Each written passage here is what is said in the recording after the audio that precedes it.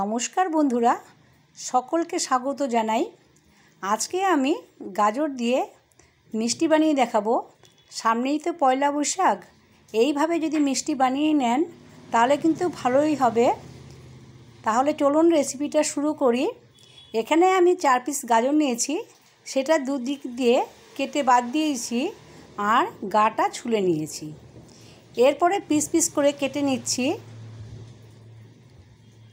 এইভাবে অবশ্যই একবার হলেও গাজরের মিষ্টি বানাবেন, আশা করি আপনাদের ভালো লাগবে। এরপরে আমি গাজরটা কড়াইতে দিয়ে দিলাম, তারপরে সামান্য নুন দিলাম আর 1 বাটি জল দিলাম। এখন গাজরটা ভালোভাবে সিদ্ধ করে নেব।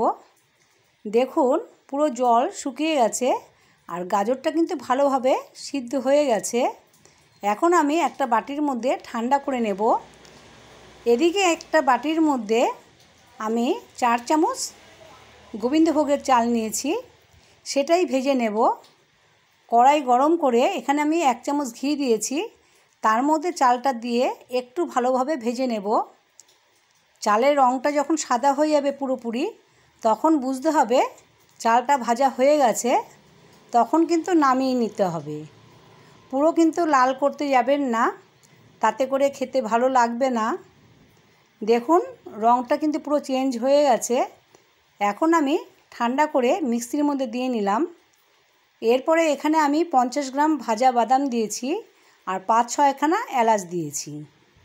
এবার এটা সুন্দর করে মিশ্রণ বানিয়ে নিলাম। এবার বাটির মধ্যে নামিয়ে নিচ্ছি। এখন আমি যে গাজরটা সিদ্ধ করে রেখেছি সেটাই দিলাম। দেখুন একটা সুন্দর মিশ্রণ বানিয়ে নিয়েছি। এবার একটা বাটির মধ্যে নিয়ে নিচ্ছি সব কিছু। এর মধ্যে এখন আমি গাজর দিলাম, তারপরে চাল ও বাদামের মিশ্রণটা দিয়েছি। এরপরে 200 ml দুধ দিলাম। এখন আমি এখানে চিনি দিলাম 150 গ্রাম। যেহেতু গাজর 300 গ্রাম নিয়েছি, তাই চিনি অর্ধেক নিয়েছি। এরপরে ভালোভাবে মিশিয়ে নিলাম। এখন আমি কর্নফ্লাওয়ার দিলাম 3 চামচ। এই কর্নফ্লাওয়ারটা অবশ্যই দেবেন, তাতে বাইন্ডিংটা ভালো হবে। এখন ভালোভাবে মিশিয়ে নিচ্ছি। এরপরে কড়াইতে আমি আবারও 1 চামচ ঘি দিলাম। ঘিটা একটু নাড়াচাড়া দেওয়ার পরে গাজরের মিশ্রণটা দিয়ে নেব। এরপরে গাজরটা ভালোভাবে জাল দিতে হবে আর গ্যাসের ফ্লেমটা মিডিয়াম টু লোতে রাখতে হবে, তা না হলে কড়াইতে লেগে যাবে।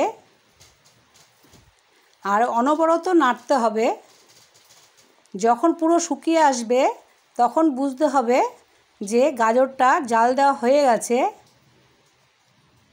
দেখুন পুরো শুকিয়ে এসছে।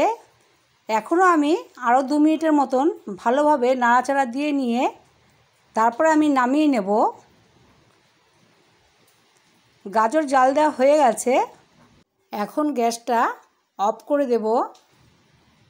এদিকে 4খানা আমি কাচের বাটি নিয়েছি, তার মধ্যে আগেই আমি ঘি ব্রাশ করে রেখেছিলাম। এখন 1 হাতা করে গাজরের মিশ্রণটা দিয়ে নেব। এই গরম থাকতে থাকতেই কিন্তু দিতে হবে বন্ধুরা। তারপরে চামচ দিয়ে উপরটা ঠিক এইভাবে সমান করে দিতে হবে।